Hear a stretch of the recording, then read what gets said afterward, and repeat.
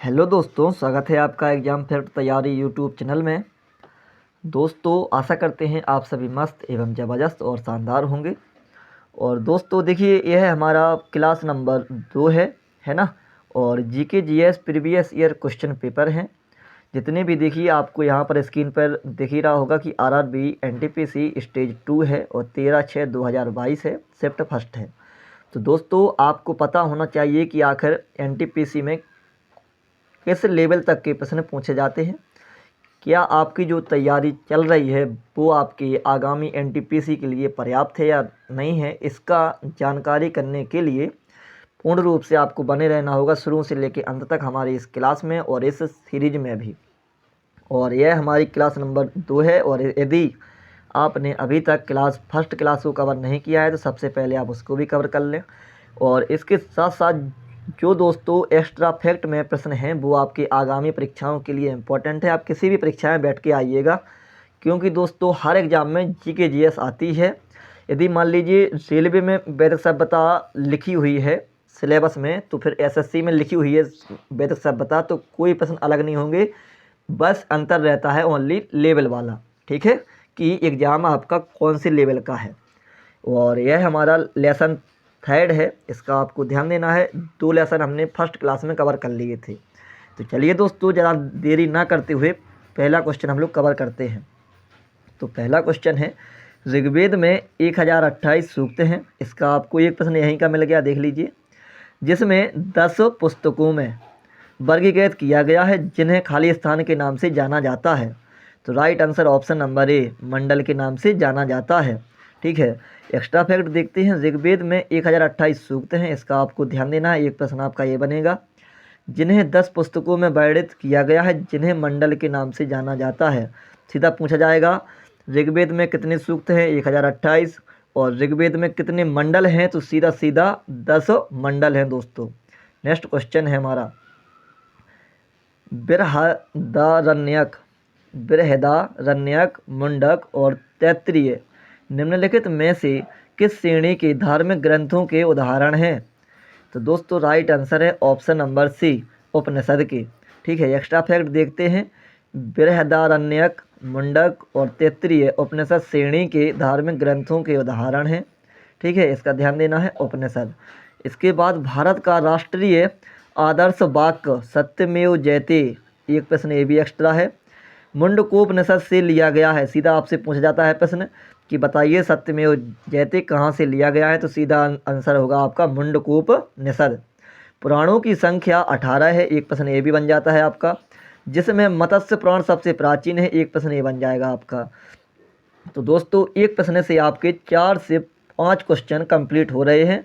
और आपको यह क्लास कैसी लग रही है और आपके जो प्रश्न हैं वो कैसे इंपॉर्टेंट लग रहे हैं आपके अनुसार, वो कमेंट में बताना है। और दोस्तों यदि आपने अभी तक हमारे चैनल को सब्सक्राइब नहीं किया है तो हमारे चैनल को सब्सक्राइब कर लें, साथ में बेल आइकन भी ऑन कर लें, ताकि हमारी आने वाली सभी वीडियो का नोटिफिकेशन आप सभी तक पहुंचता रहे। और लाइक करें, कमेंट करें और अपने किसी एक ग्रुप में इसको शेयर भी कर दें। चलिए दोस्तों, नेक्स्ट क्वेश्चन है हमारा, हिंदू धर्म में खाली स्थान, देव को पौधों के स्वामी, रोगों के उपचारक और धन के दाता माना जाता है। तो दोस्तों इसका जो राइट आंसर है ऑप्शन नंबर डी है। एक्स्ट्रा फैक्ट में हम लोग कवर करते हैं। हिंदू धर्म में सोमदेव को पौधों का स्वामी, रोगों का उपचारक और धन का दाता माना जाता है, याद रखना। ठीक है, वरुण को समुद्र का देवता, अब लो एक्स्ट्रा फैक्ट भी याद कर लेना, समुद्र का देवता किसे माना जाता है, वरुण को। विश्व के विनायक, सत्य के प्रतीक, उनको ये भी कहा जाता है, वरुण को। ठीक है, और ऋतु परिवर्तन के देवता के रूप में जाना जाता है। हिंदू धर्म में उषा को भोर की देवी माना गया है, इसको भी ध्यान देना, उषा को क्या माना गया है, भोर की देवी। और यम यानी यमराज को मृत्यु का देवता माना गया है, यम यानी यमराज, ये तो सबका पता होगा भाई। ठीक है, लेकिन जो और एक्स्ट्रा फैक्ट हैं, जैसे वरुण को समुद्र का देवता, विश्व के नियामक, सत्य के प्रतीक और ऋतु परिवर्तन के देवता, ये कौन है, वरुण हैं। उषा क्या है, भोर की रानी है। ठीक है, और यम क्या है, यम यानी यमराज, मृत्यु का देवता है, यम यानी यमराज। ठीक है, चलिए दोस्तों नेक्स्ट क्वेश्चन है, निम्न में से कौन सी हिंदू धर्म की प्रमुख दार्शनिक विचारधारा है? तो राइट आंसर है ऑप्शन नंबर डी, वैशेषिक। दोस्तों देख लीजिए, आरआरबी ग्रुप डी का जो लेवल है वो मेरे अकॉर्डिंग एनटीपीसी से भी थोड़ा अपर लेवल मुझे लगता है। बाकी आपको कैसा लगता है कमेंट में बताइएगा कि एनटीपीसी हार्ड है आपके अनुसार या फिर आरआरबी ग्रुप डी हार्ड है आपके अनुसार। दोस्तों चलिए एक्स्ट्रा फैक्ट देखते हैं। हिंदू धर्म की प्रमुख दार्शनिक विचारधारा वैशेषिक दर्शन है। वैशेषिक दर्शन का प्रवर्तक कणाद मुनि को माना जाता है। इसका आपको ध्यान देना है, प्रश्न पूछा जाएगा। वैशेषिक दर्शन का प्रवर्तक किसे माना जाता है? तो कणाद मुनि को माना जाता है। इस दर्शन के सिद्धांत न्याय दर्शन के सिद्धांतों के समान ही हैं। वैशेषिक दर्शन का मुख्य उद्देश्य बाह्य जगत की व्यापक समीक्षा करना है। वैशेषिक दर्शन में न्याय दर्शन के 16 तत्वों की अपेक्षा केवल 7 तत्वों को स्वीकार किया गया है। इसका ध्यान देना, 16 की अपेक्षा केवल कितने? 7 तत्वों को स्वीकार किया गया है। दोस्तों चलिए नेक्स्ट क्वेश्चन है, निम्न में से किस वेद को कर्म कांड ग्रंथ के रूप में जाना जाता है? तो राइट आंसर है ऑप्शन नंबर ए, यजुर्वेद। कर्मकांड ग्रंथ यजुर्वेद, ठीक है। यजुर्वेद को कर्म कांड ग्रंथ के रूप में जाना जाता है, जो कि बलिदान धर्म की स्थापना करता है। इसे यज्ञ वेद भी कहते हैं। इसका भी आपको ध्यान देना है, यजुर्वेद को यज्ञ वेद भी कहते हैं, कर्म कांड ग्रंथ भी यजुर्वेद को कहते हैं। और इसके पाठकर्ता को अर्धवर्यु कहा जाता है। इसमें यज्ञों के नियम ध्यान रखना, इसमें यजुर्वेद में यज्ञों के नियम, कर्म कांड ग्रंथ, विधि विधानों का संकलन तथा बलिदान विधि का वर्णन मिलता है। यह एक ऐसा वेद है जो गद्य एवं पद्य दोनों में है, ठीक है। इसका आपको ध्यान देना है, इतने प्रश्न आपको अच्छे तरीके से याद होने चाहिए। दोस्तों इसके बाद और देखिए, जबकि ऋचाओं के क्रमबद्ध ज्ञान के संग्रह को ऋग्वेद कहा जाता है। ऋचाओं के क्रमबद्ध ज्ञान के संग्रह को ऋग्वेद कहा जाता है। इसमें 10 मंडल, 1028 सूक्त और लगभग 10,600 ऋचाएँ हैं। ध्यान रखना है आपको, किसमें? ऋग्वेद में, ठीक है। इसकी ऋचाओं को पढ़ने वाले ऋषि को होत्र कहते हैं। सामवेद के यज्ञों के अवसर पर गाए जाने वाले ऋचाओं मंत्रों का संकलन है, ठीक है। गाना यानी संगीत वाला है सामवेद। इसके पाठकर्ता को उद्गाता कहते हैं तथा जो अथर्ववेद है, अथर्वा ऋषि द्वारा रचित है, जिसमें कुल 731 सूक्त और 6000 मंत्र हैं। इस प्रकार से आपका एक्स्ट्रा फैक्ट में कवर हो गया है, पूरा टॉपिक ही कवर हो गया है मेरे अकॉर्डिंग, ठीक है। थोड़ा बहुत रह गया होगा लेकिन इम्पोर्टेंट आपका सभी इसमें याद हो गया है। नेक्स्ट है, यजुर्वेद खाली स्थान से संबंधित है। तो यजुर्वेद किससे संबंधित है? अभी बताया है, यज्ञ के नियम यानी यज्ञ के अनुष्ठानों से संबंधित है। यजुर्वेद का संबंध यज्ञ के अनुष्ठानों तथा मंत्रों के संग्रह से है। 4 वेद हैं दोस्तों हमारे, ऋग्वेद, सामवेद, यजुर्वेद और अथर्ववेद में यजुर्वेद तीसरा वेद है ना। और जो यजुर्वेद है, यजुर्वेद की 2 शाखाएं हैं, कृष्ण यजुर्वेद तथा शुक्ल यजुर्वेद। दोस्तों जो एक्स्ट्रा फैक्ट के क्वेश्चन है, आपको वही सारे क्वेश्चन रिपीट भी मिलने वाले हैं, ठीक है। याद रखना इसका, और इम्पोर्टेंट सभी हैं, चाहे आरआरबी एनटीपीसी हो या ग्रुप डी हो, ठीक है। चलिए दोस्तों, यजुर्वेद की कितनी शाखाएं हैं? यजुर्वेद की कितनी शाखाएं हैं? तो अभी ऊपर वाले प्रश्न में ही कवर किया है कि 2 शाखाएं हैं यजुर्वेद की, है ना। चलिए दोस्तों देखिए, यजुर्वेद की 2 शाखाएं हैं, शुक्ल यजुर्वेद और कृष्ण यजुर्वेद। यजुर्वेद की 85 शाखाओं की चर्चा मिलती है, किंतु आज उनमें से केवल 4 ही उपलब्ध हैं, कठ और कपिस्थल। शुक्ल यजुर्वेद की 2 शाखाएं हैं तथा कृष्ण यजुर्वेद की शाखाएं हैं, काण्व और माध्ययंदिनी, ठीक है। इस प्रकार से यह क्वेश्चन का एक्स्ट्रा फैक्ट भी कवर होता है। चलिए नेक्स्ट क्वेश्चन है दोस्तों, वैदिक ग्रंथों के अनुसार संग्रहित्री का क्या कार्य था? संग्रहित्री का क्या कार्य था? तो दोस्तों देखिए, इसका जो एक्स्ट्रा फैक्ट है उसी में इसको हम कवर करेंगे। तो राइट आंसर है ऑप्शन नंबर ए, यानी वैदिक ग्रंथों के अनुसार संग्रहित्री का अर्थ है कोषाध्यक्ष या खजांची। ठीक है, संग्रहित्री, कोषाध्यक्ष या खजांची। प्रमुख वैदिक ग्रंथों में 4 वेद हैं और 4 वेदों के नाम ऋग्वेद, सामवेद, यजुर्वेद, अथर्ववेद। 8 ब्राह्मण हैं, इसका ध्यान देना है आपको। 8 ब्राह्मण ग्रंथ हैं और 7 क्या हैं, आरण्यक हैं, और 12 क्या हैं, प्रारंभिक उपनिषद आते हैं। इसका आपको ध्यान देना है। तो दोस्तों ऐसे प्रश्न क्या आपने कहीं से पढ़े हुए हैं, आपको कमेंट में बताना है, इसका आपको ध्यान देना है दोस्तों, है ना। पढ़ाई तो हर कोई करता है, लेकिन जब तक आपको पता ना हो कि प्रश्न कितना डीप एग्जामिनर पूछता है, तब तक आपकी पढ़ाई उतनी सफल नहीं हो पाती है। ये भी आपको दिमाग में रखना है दोस्तों। अब देखिए ये वाला प्रश्न किस किस ने पढ़ा है, कमेंट में बताना कि संग्रहित्री का क्या अर्थ है आखिर वैदिक ग्रंथों में। भाई मैंने तो नहीं पढ़ा है, इसीलिए मैं आपसे पूछ रहा हूँ, ठीक है। और आपकी तैयारी को बेहतरीन बनाने के लिए जो भी मेरे से प्रयास होगा, वह प्रयास मैं आपके लिए भरसक करूँगा। चलिए, हिंदू धर्म पुरुषार्थ जीवन के लक्ष्य के माध्यम से जीवन में पूर्ण भागीदारी को प्रोत्साहित करता है। निम्न में से कौन एक पुरुषार्थ नहीं है? देखिए right answer option number B, सत्य नहीं है पुरुषार्थ। चलिए एक्स्ट्रा फैक्ट इसका हम कवर करते हैं दोस्तों।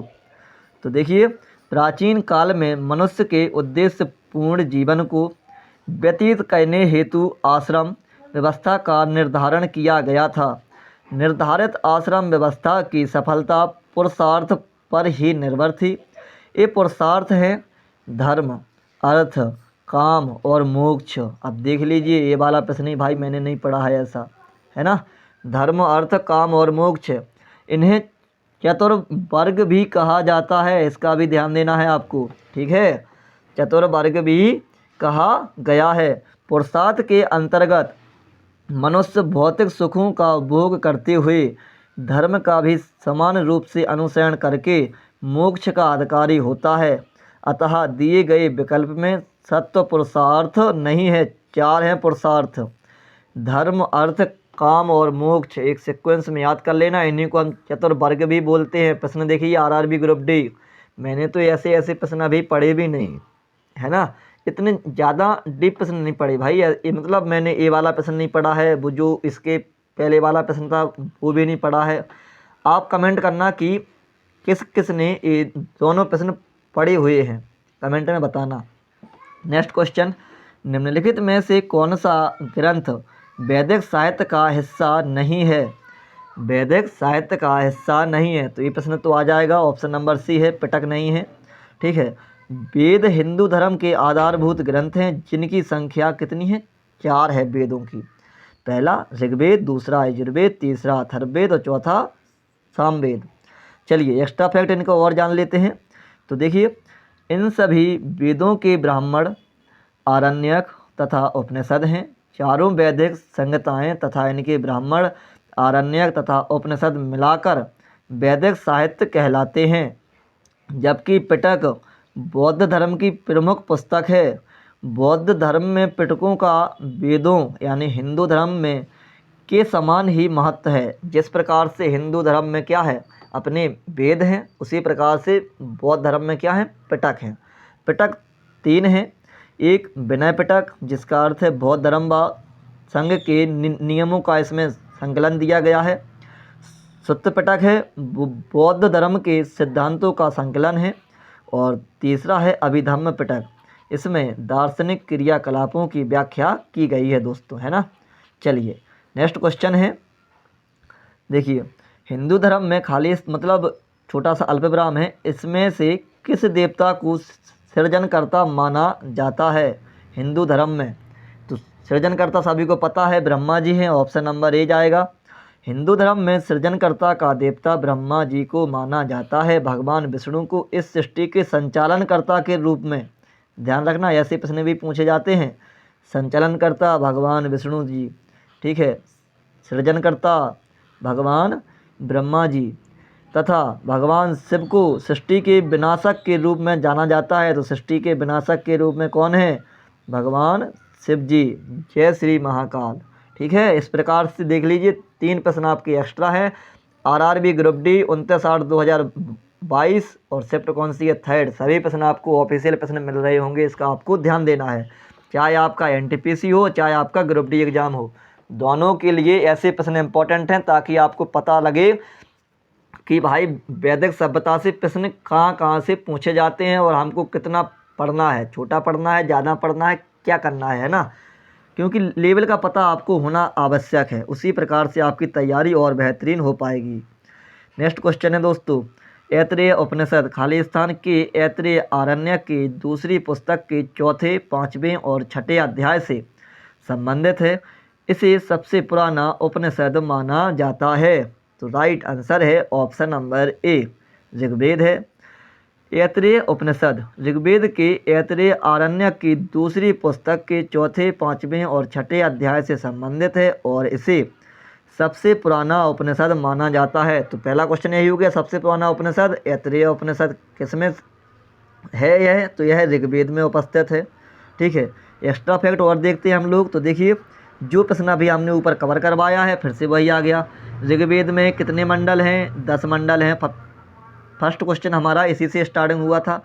और सूक्त कितने हैं, 1028 सूक्त है ना। और ऋचाएँ कितनी हैं, तो लगभग 10,600 ऋचाएँ हैं दोस्तों। इस वेद की ऋचाओं के पढ़ने वाले ऋषि को होत्र कहते हैं, अभी फिर से कवर कराया है। इस वेद से आर्यों की राजनीतिक प्रणाली एवं इतिहास के बारे में जानकारी मिलती है। तो दोस्तों देखिए आपका यहीं के यहीं रिवीजन भी बहुत ही अच्छे तरीके से हो रहा है। आशा करते हैं आपको यह क्लास बहुत ही अच्छी लग रही होगी। ओनली अपना फीडबैक देने के लिए आपको कमेंट में बताना है दोस्तों, बस इसके अलावा मुझे कुछ नहीं चाहिए आपसे। नेक्स्ट क्वेश्चन है, ऋग्वेद 4 वेदों में से पवित्रतम वेद है जिसमें 10,600 ऋचाओं, खालिस्तान सूक्तों। अब देखिए ये प्रश्न तो आपको देखते ही आ गया होगा। 10 अध्याय यानी मंडल, अध्याय को क्या बोलते हैं उनने कोष्टक में लिख भी दिया है, जिन्हें मंडल कहा जाता है, शामिल हैं। तो राइट आंसर ऑप्शन नंबर ए 1028, जो कि अभी अपन ने स्टार्टिंग के 2 क्वेश्चन में कवर किए हैं। तो प्रश्न देख लीजिए वहीं के वहीं रिपीट हो रहे हैं। चारों वेदों में ऋग्वेद सबसे प्राचीन है, यह प्रश्न इंपॉर्टेंट है। ठीक है, सबसे प्राचीन वेद प्रीवियस ईयर क्वेश्चन है, रिपीट क्वेश्चन है और काफ़ी एग्जामों में देखने को मिलता है यह क्वेश्चन। तो तथा अथर्ववेद सबसे नवीन है, इसका भी आपको ध्यान देना है। ठीक है, ऋग्वेद को 10 भागों में बांटा गया है जिन्हें मंडल के नाम से जाना जाता है। तो मंडल कितने हैं, 10 मंडल हैं। अध्याय कितने हैं, 10 अध्याय हैं। भाग पूछे, मंडल पूछे, अध्याय पूछे, एक ही बात है 10। सूक्त कितने आगे और देख लीजिए, इसमें 10,600 ऋचाओं और 1028 सूक्तों का संग्रह है। देख लीजिए हर प्रश्न में यही आपको मिल रहा है। ऋग्वेद में उद्धृत प्रमुख देवता इंद्र हैं, इसका आपको ध्यान देना है। प्रसिद्ध गायत्री मंत्र का उल्लेख, ये वाला क्वेश्चन इंपॉर्टेंट है।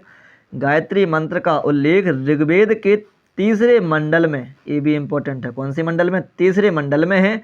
तथा 9वें मंडल में देवता सोम का उल्लेख है। ये दोनों प्रश्न इंपॉर्टेंट हैं, हाईलाइट प्रश्न भी हैं। गायत्री मंत्र का उल्लेख ऋग्वेद के 3रे मंडल में है तथा जो 9वें मंडल में है उसमें है देवता सोम। दोनों प्रश्न, ये सभी प्रश्न इंपॉर्टेंट हैं। ठीक है, चलिए नेक्स्ट क्वेश्चन देखिए, किस वेद में ऋचाओं की संख्या सर्वाधिक है। तो right answer option number C, Rigveda. अभी हमने ऊपर कवर किया है, फिर से वही है। उपर्युक्त प्रश्न की व्याख्या ऊपर देख लें, उपर्युक्त का मतलब है ऊपर दिए हुए प्रश्न में, है ना। चलिए नेक्स्ट क्वेश्चन देखिए। नेक्स्ट क्वेश्चन है दोस्तों, निम्नलिखित में से कौन सा चारों वेदों में से सबसे पुराना और सबसे बड़ा वेद है। तो right answer option number A, Rigveda, जो कि मैंने बताया था इंपॉर्टेंट क्वेश्चन है, यहीं कहीं रिपीट हो गया है ना। चलिए दोस्तों नेक्स्ट क्वेश्चन, ऋग्वेद खालिस्तान का संग्रह है। तो ऑप्शन क्या है, सूक्त हमारे पूछे हैं, आपको पता है ऑप्शन नंबर ए 1028 सूक्त होते हैं।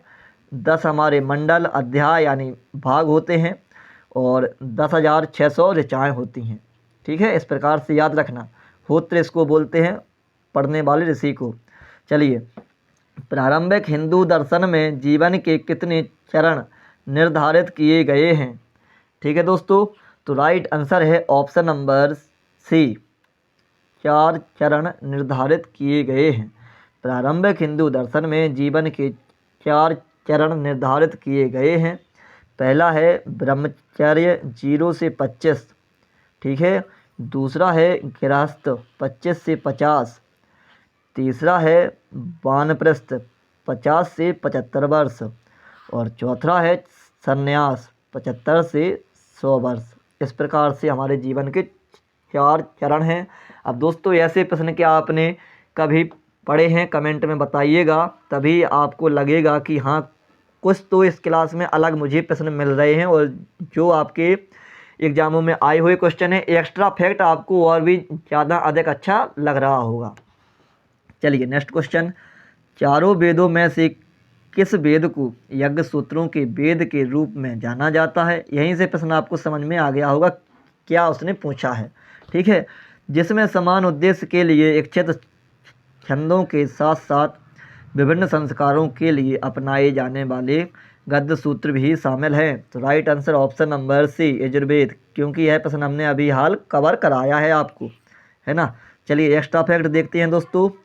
चारों वेदों में से यजुर्वेद को यज्ञ सूत्रों के वेद के रूप में जाना जाता है, जिसमें एक समान उद्देश्य के लिए इच्छित छंदों के साथ साथ विभिन्न संस्कारों के लिए अपनाए जाने वाले गद्य सूत्र भी शामिल हैं। चलिए दोस्तों नेक्स्ट क्वेश्चन है, उपनिषद शब्द में उप शब्द का क्या दर्शाता है ना, जो उप है। अब उप का मतलब क्या है? उप का मतलब मेरे अकॉर्डिंग निकटता होनी चाहिए, बाकी आंसर में क्या मिलता है वो अपन लोग देखते हैं एक्स्ट्रा फैक्ट में।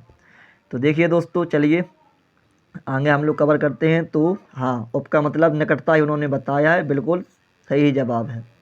तो चलिए दोस्तों देखिए, उपनिषद शब्द में उप शब्द निकटता को दर्शाता है, क्योंकि आपने पढ़ा होगा ऑफशोर अपशोर। उप वाली घटना पास वाले के लिए जाती है और अब वाली घटना दूर वाले के लिए जाती है। उपनिषद सामान्यतः वेदांत कहलाते हैं, वेद दार्शनिक ग्रंथ हैं और भारतीय दर्शन के कुछ प्रमुख उपनिषद बृहदारण्यक, छांदोग्य, ऐतरेय, कौशिकी, मैत्रायणी आदि हैं। नेक्स्ट क्वेश्चन है दोस्तों, ऋग्वेद के स्रोतों को खाली स्थान के रूप में भी जाना जाता है। तो राइट आंसर है ऑप्शन नंबर ए, सूक्त के रूप में। आपने अभी हाल पढ़ा है 10 मंडल, 1028 सूक्त और 10,600 ऋचाएँ लगभग में है ऋचाएँ, तो है ना 10 मंडल 1028 सूक्त, उसी के हिसाब से। अब बताइए, आपको कमेंट में बताना है कि कर्म कांड कौन से वेद में पाया जाता है, आपको ये बताना है। ऋग्वेद के स्रोतों को सूक्त के रूप में जाना जाता है। ऋग्वेद सबसे प्राचीन वेद है। देखिए प्रश्न वही सारे रिपीट हो रहे हैं, एक बार आपको थोड़ा सा मेहनत करनी पड़ेगी बस। इसमें कुल 1028 सूक्त हैं। संपूर्ण ऋग्वेद को 10 मंडलों में विभक्त किया गया है, इसका आपको ध्यान देना है, ठीक है। नेक्स्ट क्वेश्चन है दोस्तों, निम्नलिखित में से किस वेद को गीत की पुस्तक, मंत्रों का वेद या गीत का योग भी कहा जाता है? तो राइट आंसर ऑप्शन नंबर ए, सामवेद को, ठीक है। एक्स्ट्रा फैक्ट देखते हैं हम लोग। सामवेद को गीत की पुस्तक या मंत्रों का वेद या गीत का योग कहा जाता है। इसमें कुल मंत्रों की संख्या है 1869। इनमें से 1474 मंत्र ऋग्वेद से लिए गए हैं। इसी कारण सामवेद को ऋग्वेद से अभिन्न माना जाता है और यह पद्य में है तथा सूर्य देवता को समर्पित है। इसको भी आपको ध्यान रखना है, ठीक है। चलिए दोस्तों नेक्स्ट क्वेश्चन है हमारा, सबसे पुराना वेद है? तो आपको पता ही है, right answer option number D Rigveda है। प्रश्न देख लीजिए, आरआरबी ग्रुप डी 2018 में भी पूछा है, आरआरबी एनटीपीसी 2021 में भी पूछा है और अभी हमने आपको पढ़ाया है 2022 में भी आरआरबी ग्रुप डी में प्रश्न पूछा गया है। तो यह देख लीजिए कितना ज़्यादा इंपॉर्टेंट प्रश्न है, रिपीट बहुत होता है, ठीक है। चलिए दोस्तों देख लीजिए, एक्स्ट्रा फैक्ट हम लोग कवर करेंगे। ऋचाओं के क्रमबद्ध ज्ञान के संग्रह को ऋग्वेद कहते हैं, इसको आपको ध्यान रखना है। सबसे पुराना वेद है ऋग्वेद, सबसे पुराना वेद है ऋग्वेद और सबसे ज़्यादा प्रश्न यही पूछा जाता है काफ़ी एग्जामों में, मुझे देखने को मिला है। मंडल कितने हैं? 10 मंडल। सूक्त कितनी है? 1028 सूक्त। और बाल खिल्य पाठ के 11 सूक्त एवं 10,462 ऋचाएँ लगभग में हैं, मंत्र हैं। इस प्रकार से याद रखना। हालांकि मंत्रों ऋचाओं की संख्या के बारे में विद्वानों में मतभेद है। देख लीजिए, अभी मैंने बताया ना 10,600, 10,462। इसके ऑप्शन में अकॉर्डिंग इसके आसपास जो भी ऑप्शन आपको मिले उसको आपको लगाना है। ठीक है, चलिए इसका थोड़ा और हिस्सा रह गया है। इस वेद के ऋचाओं के पढ़ने वाले पुरोहित को होत्र कहते हैं। याद रखना, आपको आगामी परीक्षाओं में ये प्रश्न देखने को मिलेगा। विश्वामित्र द्वारा रचित, बिल्कुल सही, विश्वामित्र द्वारा रचित ऋग्वेद के 3रे मंडल में सूर्य देवता सावित्री को समर्पित प्रसिद्ध गायत्री मंत्र है। पूरा फैक्ट इन्होंने इसी प्रश्न में रख दिया है। प्रश्न आपसे कुछ भी पूछे, इसके अलावा कुछ नहीं पूछेगा। वो पूछेगा गायत्री मंत्र किसके द्वारा रचित है? विश्वामित्र जी के द्वारा। कौन से वेद में है? ऋग्वेद में है। ऋग्वेद के कौन से मंडल में है? 3रे मंडल में है। किसको समर्पित है? सूर्य देवता सावित्री जी को समर्पित है। चलिए इसके 9वें मंडल में, ये मंडल भी इम्पोर्टेंट है, 9वें मंडल में देवता सोम का उल्लेख है। देख लीजिए, वही सारा प्रश्न रिपीट होने के बाद आ गया है। अब आपको और भी अच्छा लग रहा होगा। प्रश्न क्लास के ही क्लास में याद हो जाएंगे आपको, और हो गए होंगे मेरे अकॉर्डिंग तो। चलिए दोस्तों, नेक्स्ट क्वेश्चन है, ऋग्वेद में ऐसे खाली स्थान है मंत्र हैं जिनमें अप्रमाणिक बाल खिल्य भजन शामिल हैं। तो right answer option number B 1028। आपको पता है ऋग्वेद में सीधा सीधा है, क्या है हमारे? सूक्त हैं। क्या है? सूक्त 1028। वही सूक्त हैं, वही क्या है? मंत्र हैं। इसका आपको ध्यान देना है। देख लीजिए, आपको प्रश्न समझ में आ जाएगा। ऋग्वेद में खाली स्थान मंत्र हैं। तो right answer option number B 1028। अब फिर से वही है, ये हमारे क्या हैं? सूक्त हैं। नेक्स्ट क्वेश्चन है, वेदों का इनमें से कौन सा अंग जटिल शब्दों के अर्थ एवं व्याख्या के लिए प्रसिद्ध है?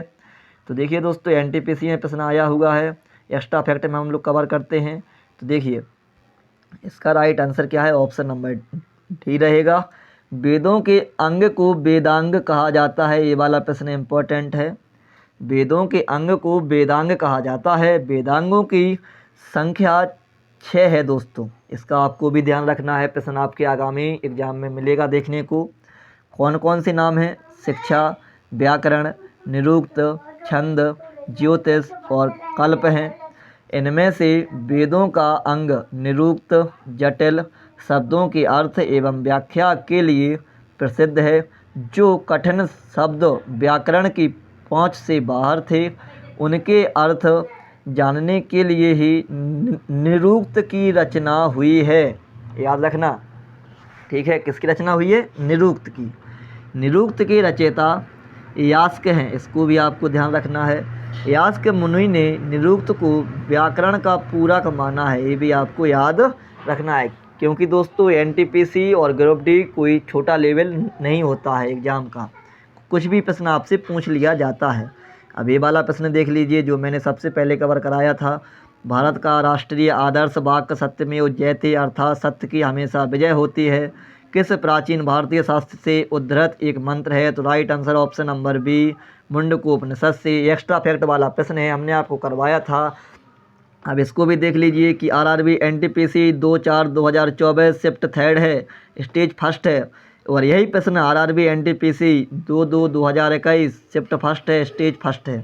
तो प्रश्न क्या हो गया आपका? रिपीट। जो लोग बोलते हैं प्रश्न रिपीट नहीं होते हैं, उनको यह प्रमाण दिखा दिया जाए दोस्तों, ताकि उनको भी समझ में आ जाएगा कि हाँ प्रश्न रिपीट होते हैं या नहीं होते हैं। ठीक है, चलिए। भारत का राष्ट्रीय आदर्श वाक्य सत्यमेव जयते, इसका अर्थ है सत्य की हमेशा विजय होती है। मुंडकोपनिषद से लिया गया है। इसका उल्लेख सम्राट अशोक द्वारा बनवाए गए सिंह स्तंभ, जो कहाँ है? सारनाथ में भी रहा है, जिसे हूबहू भारत के राष्ट्रीय प्रतीक में शामिल किया गया है दोस्तों। चलिए नेक्स्ट क्वेश्चन है, धनुर्वेद यजुर्वेद का उपवेद है। इसका संबंध निम्न में से किससे है? तो right answer option number D युद्ध कौशल से। चलिए दोस्तों, एक्स्ट्रा फैक्ट देख लेते हैं हम लोग। धनुर्वेद यजुर्वेद का एक उपवेद है। इसके अंतर्गत धनुर्विद्या या सैन्य विज्ञान आता है। धनुर्वेद वह शास्त्र है जिसमें धनुष चलाने की विद्या का निरूपण किया गया है। मधुसूदन सरस्वती ने अपने प्रस्थान भेद नामक ग्रंथ में धनुर्वेद को यजुर्वेद का उपवेद लिखा है। इसका आपको ध्यान देना है, ठीक है। चलिए नेक्स्ट क्वेश्चन है दोस्तों हमारा, निम्न में से किस वेद में संगीत से संबंधित ज्ञान संग्रहित है? तो right answer option number C दोस्तों, सामवेद है। चलिए एक्स्ट्रा फैक्ट देख लीजिए, अब यहाँ पे भी प्रश्न आप लोग देख लीजिए दोस्तों। आरआरबी ग्रुप डी 2018 में प्रश्न आया है, फिर यही प्रश्न 2021 में आया है। इसी प्रकार से प्रश्न आपके रिपीट होते रहते हैं। संगीत से सामवेद प्रश्न फिर से रिपीट वही है जो अभी अपन ने ऊपर कवर किया है। देखिए सामवेद संगीत से संबंधित वेद है, साम का अर्थ है गान से, इसका भी आपको ध्यान रखना है, ये प्रश्न भी पूछा जाएगा। सामवेद में संकलित मंत्रों को देवताओं की स्तुति के समय गाया जाता था। सामवेद में कुल 1875 ऋचाएँ हैं, इनमें से 75 ही सामवेद के हैं और जो भी बचे हैं यानी शेष हैं वह ऋग्वेद से ग्रहण किए गए हैं। चलिए दोस्तों नेक्स्ट क्वेश्चन है हमारा, वेदों को इंडो आर्यन सभ्यता का सर्वप्रथम साहित्यिक अभिलेख माना जाता है। इसमें शामिल 4 वेदों के नाम ऋग्वेद, सामवेद, यजुर्वेद और बचा क्या? अथर्ववेद, ऑप्शन नंबर ए। अब आपको भी यह प्रश्न अच्छे से आ गया होगा। एक्स्ट्रा फैक्ट कवर करते हैं। वेदों को इंडो आर्यन सभ्यता का सर्वप्रथम साहित्यिक अभिलेख माना जाता है, जिनका संकलन महर्षि कृष्ण द्वैपायन वेद व्यास ने की थी। वेद का अर्थ है ज्ञान, इसको भी प्रश्न को आपको ध्यान रखना है। इनसे आर्यों के आगमन व बसने की जानकारी मिलती है। वेद हमारे कितने हैं? 4, ऋग्वेद, यजुर्वेद, सामवेद और अथर्ववेद। इन 4 वेदों को क्या कहा जाता है? तो संहिता कहा जाता है, इसका भी आपको ध्यान रखना है। चलिए नेक्स्ट क्वेश्चन, मुंडक उपनिषद किससे संबंधित है? अब देखिए इन्होंने इसको अलग अलग लिख दिया, मुंडक उपनिषद। अब आप जब इसका संधि विच्छेद करेंगे तो क्या हो जाएगा? मुंडकोपनिषद, जहाँ से क्या लिया गया है? सत्यमेव जयते। चलिए इस प्रश्न का आंसर हम लोग एक्स्ट्रा फैक्ट में ही कवर करते हैं दोस्तों, है ना। तो राइट आंसर है ऑप्शन नंबर बी जाएगा, बॉम्बे। मुंडकोपनिषद, अच्छा थोड़ा सा और जूम कर लें, है ना, थोड़ा स्पष्ट दिखेगा अपन को। चलो ठीक है, इतना पर्याप्त है। चलिए मुंडकोपनिषद अथर्ववेद की शौनकीय शाखा का उपनिषद है। इस उपनिषद में 3 मुंडक हैं, प्रत्येक मुंडक के 2 खंड हैं तथा कुल 64 मंत्र हैं। मुंडकोपनिषद को मंत्रोपनिषद के नाम से भी जाना जाता है, इसको भी याद रखना, मुंडकोपनिषद, मंत्रोपनिषद। भारत के राष्ट्रीय प्रतीक में अंकित सत्यमेव जयते आ गया ना, सत्यमेव जयते शब्द भी मुंडकोपनिषद से लिया गया है। ठीक है दोस्तों, इसका आपको याद रखना है। चलिए नेक्स्ट क्वेश्चन है, भारत की वैदिक काल अवधि कब तक चली? इसका आपको ध्यान देना है। तो राइट आंसर है option number A, 1500 to 500 BC। Sindhu सभ्यता के पतन के बाद जो नवीन संस्कृति प्रकाश में आई उसके विषय में हमें संपूर्ण जानकारी वेदों से मिलती है, इसलिए इस काल को हम वैदिक काल के नाम से जानते हैं। इसका समय 1500 से 500 ईसा पूर्व तक है। इस प्रकार से इन प्रश्नों को आप कवर करके रखना है। नेक्स्ट क्वेश्चन है, निम्नलिखित में से कौन सा वेद जादू टोना, अनुष्ठानों और वशीकरण के बारे में बताता है? तो राइट आंसर ऑप्शन नंबर ए, अथर्ववेद है। चलिए एक्स्ट्रा फैक्ट हम लोग कवर करते हैं। अथर्ववेद को ब्रह्मवेद भी कहा जाता है। पहला प्रश्न तो यही रहेगा, अथर्ववेद को ब्रह्मवेद भी कहा जाता है। अथर्वा ऋषि के नाम से इस वेद का नाम अथर्ववेद पड़ा। इस वेद की रचना सबसे बाद में हुई है, इसको भी आपको ध्यान रखना है। सबसे बाद में हुई मतलब यह क्या रहा? हमारा सबसे नवीनतम रहा अथर्ववेद। सबसे पुराना क्या हो जाएगा? ऋग्वेद। याद रखना 10,028, 10,462 के आसपास ऋचाएँ होंगी। इस प्रकार से आपको प्रश्न याद रखने हैं। इसमें 20 अध्याय, 731 या 730 वो बता रहे हैं सूक्त हैं, आप 5,987 मंत्र हैं। इसमें वशीकरण रहेगा, आपका जादू टोना रहेगा, भूत प्रेत भी रहेंगे, व औषधियों से संबंधित मंत्रों का वर्णन है। काशी का प्राचीनतम उल्लेख अथर्ववेद में ही मिलता है कि काशी सबसे प्राचीनतम है, इसका आपको ध्यान रखना है। ठीक है, चलिए ऐसा प्रश्न पूछा जाएगा आपका। हाँ, काशी का प्राचीनतम उल्लेख कहाँ मिलता है? तो अथर्ववेद में मिलता है।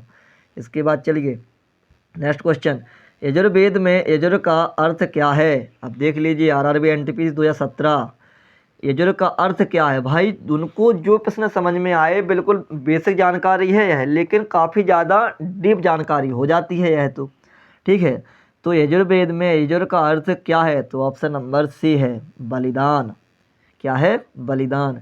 यजुर्वेद में यजुर का अर्थ है दोस्तों बलिदान। यजुर्वेद हिंदू धर्म का एक महत्वपूर्ण सितु धर्म ग्रंथ है। इसमें यज्ञ एवं बलि की प्रक्रिया के बारे में बताया गया है। यह हिंदू धर्म के 4 प्रमुख ग्रंथों में से एक है, ये तो आपको पता है। और 4 ग्रंथ कौन कौन से हैं? ऋग्वेद, सामवेद, यजुर्वेद और अथर्ववेद। इस प्रकार से आपके 4 वेद हैं। चलिए नेक्स्ट क्वेश्चन, निम्नलिखित में से किस वेद में बीमारियों का उपचार दिया गया है? तो right answer option number D, Atharva में। चलिए एक्स्ट्रा फैक्ट जानते हैं। तो देखिए अथर्ववेद में बीमारियों के उपचार के बारे में बताया गया है। अथर्ववेद में मनुष्यों के सामान्य विचारों तथा अंधविश्वासों का विवरण मिलता है। इसमें विविध विषयों से संबंधित मंत्र तथा रोग निवारण, समन्वय, राजभक्ति, विवाह तथा प्रेरणा गीतों आदि के विवरण सुरक्षित हैं। यह अथर्वा ऋषि द्वारा रचित है। अथर्ववेद, अथर्वा, आसान तरीके से आपको याद हो गया होगा ये प्रश्न तो। चलिए नेक्स्ट क्वेश्चन है दोस्तों हमारा, निम्नलिखित में से किस उपनिषद में वसुधैव कुटुंबकम, इम्पोर्टेंट है, वसुधैव कुटुंबकम शब्द का उल्लेख किया गया है? तो राइट आंसर है ऑप्शन नंबर ए, महा उपनिषद में। ठीक है दोस्तों, चलिए देख लीजिए आरआरबी ग्रुप डी 2018 काफ़ी हार्ड प्रश्न पूछे गए हैं। महा उपनिषद में वसुधैव कुटुंबकम शब्द का उल्लेख किया गया है। इसका अर्थ धरती यानी संसार ही परिवार है, धरती ही परिवार है, वसुधैव कुटुंबकम का। ठीक है, याद रखना दोस्तों। मैं तो इनकी अब अपनी अलग से एक फेयर बनाने वाला हूँ। क्या आप भी मेरे साथ फेयर बनाने वाले हैं?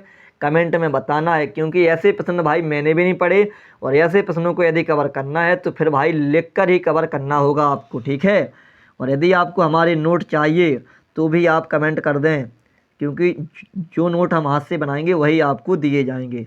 खालिस्तान उपनिषदों में से खालिस्तान उपनिषद मुख्य माने जाते हैं।